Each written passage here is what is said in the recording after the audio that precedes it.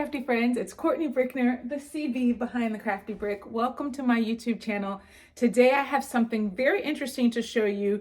If you like to do embroidery files or embroidery projects, but you don't quite know how to digitize, I want to show you how I embroidered a couple towels with some monograms right here on the chest, some little chest logos, and I created them in Leonardo Design Studio, exported them and imported them into Chroma Inspire.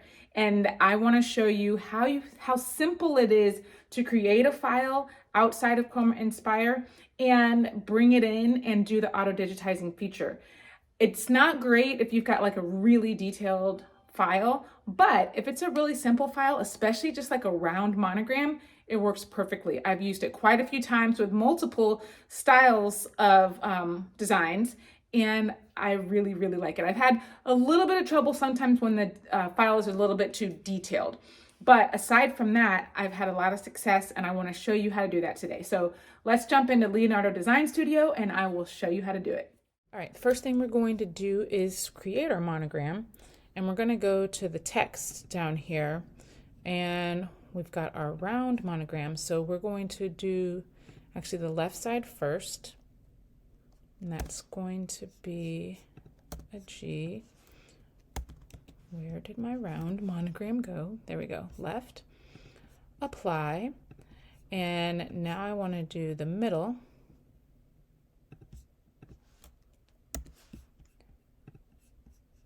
And then we'll do the right side.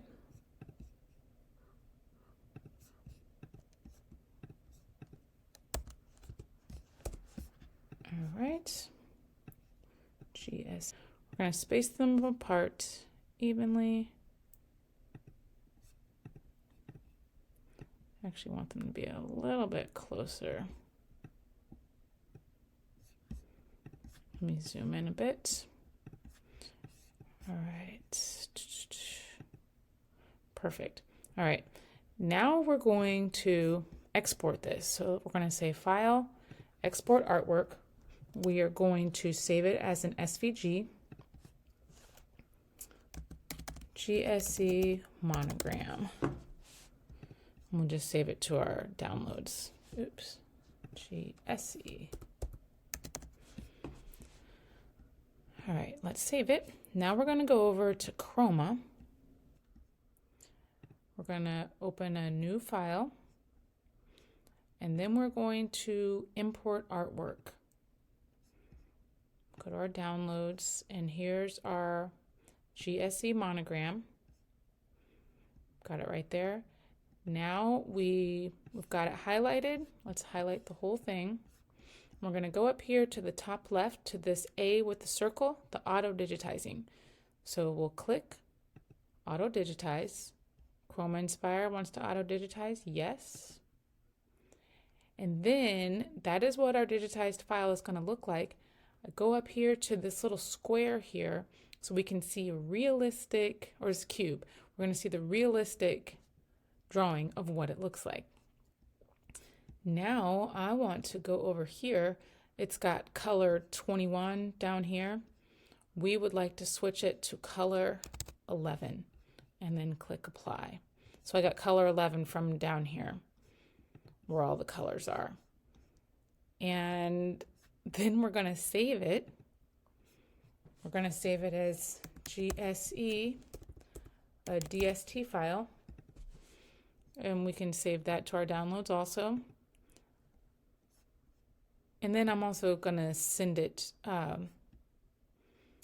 to my, actually we'll just move it over here. So we've got it on our downloads file. Here's our DST.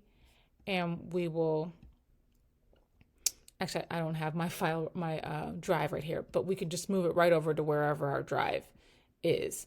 And then we'll take the drive and put that on to our embroidery machine.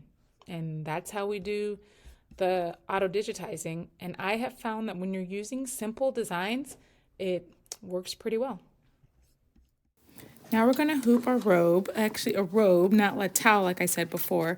So we're gonna get the top down to the center of where we want it on our chest, and we're gonna pin that. Then we're gonna see where it is from the chest end of the robe to that pin mark, and it's actually 8. So we're gonna use that when we go and hoop it onto our Mighty Hoop Station. Then I'm going to go ahead and bring my Mighty Hoop hooping station over, and I'm going to put on the bottom hoop, put on my stabilizer.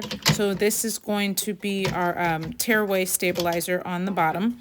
And then I am going to place my robe on, and I'm putting it on the side. So the center part where the robe's going to cross over at the front of your chest, I'm measuring that at the top of my hoop where the 8 inches is. So that's 8 inches to the pin, which is where the center of my hoop should be, where I'm going to be stitching. So now that I've got that placement, I'm going to go ahead and get some water-soluble stabilizer. Because we're using this kind of fluffy fabric, we need this so that the stitches will grip on to our fabric. So we'll place the stabilizer on, remove our pin. We don't need that while we're stitching. We definitely don't want that on there. Place the stabilizer on, and then we're going to take the top of our hoop and snap it on into place with the magnet. And now we are ready to put it on our machine. Now we're ready to hoop our machine. We're going to find our design that was on our flash drive, go ahead and bring it over, and then we're going to use the F to rotate it, and it'll be sideways when we stitch it out. So then we place our hoop onto our machine, and we're going to trace it to make sure that it's not going to touch the sides or anything, so we don't have any problems with our needle. So we lock that into place. Then we trace, it's looking good. So we are using the 5x5 Mighty Hoop. We go ahead and press start. Our machine starts to stitch everything out, and it's looking good so far. So let's finish this project up.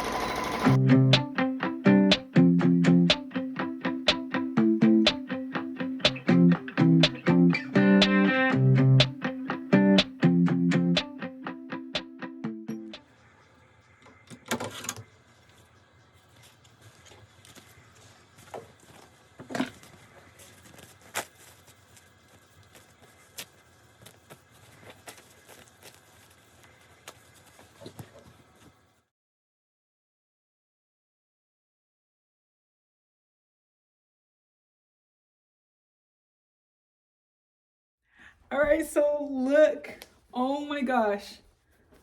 Here's the pink one. And then I also did a blue one.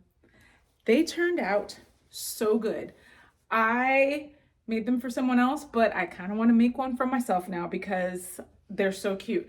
So simple to create this design in Leonardo Design Studio, bring it into Chroma Inspire and auto digitize it. It worked perfectly. So that's how you do it. I hope you guys enjoyed this tutorial. If you did, please don't forget to like, subscribe, and turn the notification so that you don't miss anything crafty, because I'm here all the time sharing crafty content and hopefully showing you how to do something that you didn't quite understand before, because I've messed around and figured it out. So thank you so much for tuning in. I really appreciate you being here. I will be back, and until then, stay crafty, my friends. Bye.